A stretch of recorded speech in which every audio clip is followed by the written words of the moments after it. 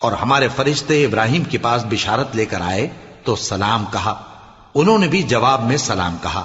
ابھی کچھ وقفہ نہیں ہوا تھا کہ ابراہیم ایک بھنا ہوا بچڑا لے آئے۔ پھر جب دیکھا کہ ان کے ہاتھ کھانے کی طرف نہیں بڑھتے، یعنی وہ کھانا نہیں کھاتے، تو ان کو اجنبی سمجھ کر دل میں خوف کیا۔ فرشتوں نے کہا کہ خوف نہ کیجیے، ہم قوم لوط کی طرف ان کے ہلاک کرنے کو بھیجے گئے ہیں۔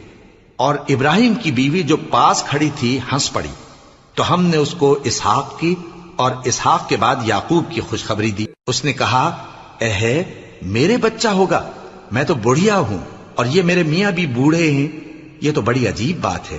انہوں نے کہا، کیا تم اللہ کی قدرت سے تعجب کرتی ہو؟ اے اہل بیت، تم پر اللہ کی رحمت اور اس کی برکتیں ہیں، وہ لائق تعریف ہے، بڑا ہے۔